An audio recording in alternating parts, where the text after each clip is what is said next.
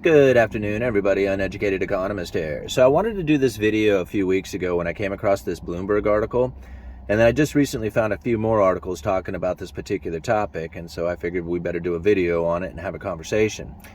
Now, there's an economic situation that takes place when you have low interest rates and a high savings rate. And what ends up happening is that if you have an economic downturn, stimulating the economy with money injection is no longer an effective tool. It's called a liquidity trap. And this is something that I think is going to be taking place in China. In fact, it is already happening in China, and I think it's going to get worse for them.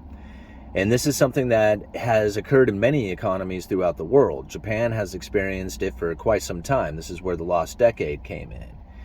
And that the idea that you can get the people to spend their money, this is really where the problem occurs, because it's more of a perception. It's a psychological thing than it is an actual economic event.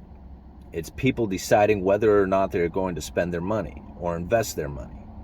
And when you have a situation in which you have low interest rates, the return on capital investment becomes very low or even negative. And so the idea of just holding cash is better than investing that money. And this is really where the problem for the central bank occurs, because when they want to stimulate the economy by injecting money into the system, it gets people to go out there and start spending that money, right? It creates this kind of self-perpetuating or self-fulfilling prophecy of being able to go out there and spend money, the idea of spending money, and then getting people to spend money.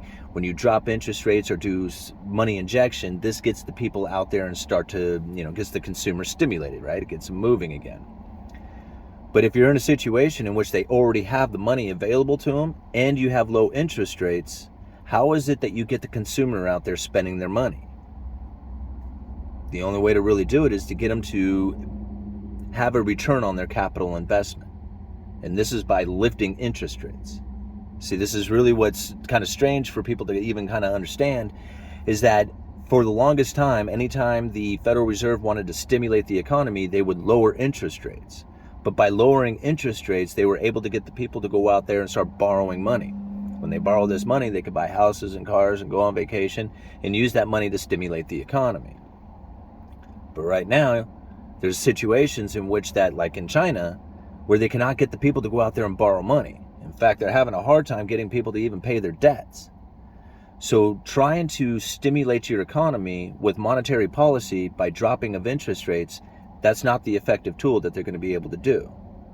They can try and spend money, like just the government spending into the economy, to try and get that perception to the people that there is a good economy coming in the future, and that might get people to start spending their money. Or you can, like I said, lift the interest rates. That would get people to start spending their money as the return on capital investment would start to go up. And this is, again, I think that's something that a lot of people don't really quite know how to wrap their heads around. And I've said this many times, like using the example of inheriting $1 million back in the early 80s.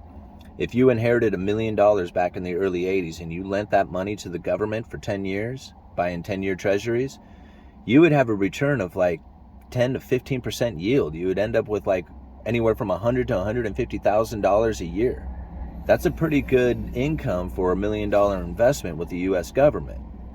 Well, $150,000 a year being spent into the economy is pretty good stimulant. But when you have low interest rates, like right now, the 10-year treasury is trading at 2.8% yield.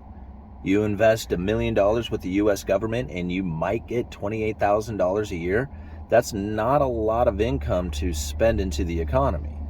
So when you have higher interest rates and the return on capital investment is much greater than it is with the low interest rates, then higher interest rates can actually be a stimulant to the economy as the return on capital investment increases, and that return on capital investment can then be spent into the economy. When you have a return on capital investment low or even negative because the return on that capital investment actually gets eaten up by the inflation, then stimulating the economy with the dropping of interest rates when you already have low interest rates and a high savings rates, it's just not that effective tool anymore. And this is really where I feel that a lot of nations are going to start feeling that pain. It's one of the reasons why I just don't think that the Federal Reserve is going to be dropping interest rates anytime soon. Is because I just don't feel that it would be an effective tool for stimulating the economy. For one, they would typically want to drop interest rates around 5%. This is the Fed funds level. Right now, they're not even barely at 3%.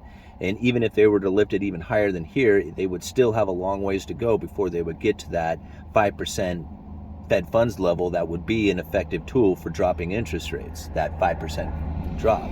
So as far as I can tell with what the Federal Reserve is planning on doing, I feel that they are going to use the inflation scenario to continue to keep the interest rates elevated for some time to try and get the capital investment, the return on capital investment to begin to increase. And that return on capital investment could then stimulate the economy.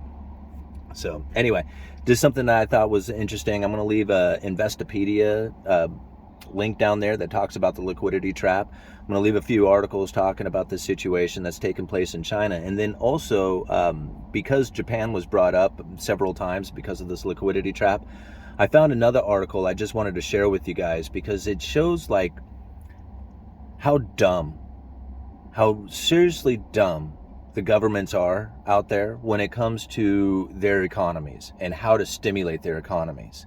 Because Japan right now has this absolute ludicrous idea of trying to stimulate their economy or to try and generate some more tax revenue by getting younger people to consume more alcohol.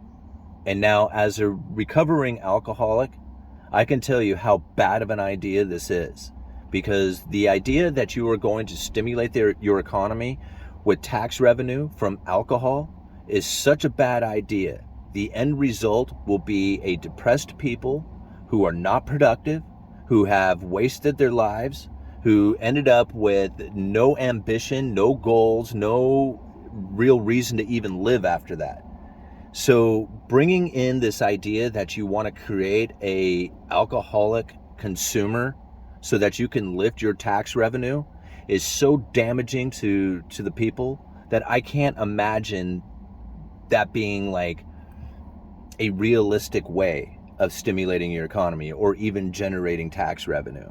It is going to create far more damage in the end than the short-term gain they're going to get from the revenue that they get from this alcohol sales.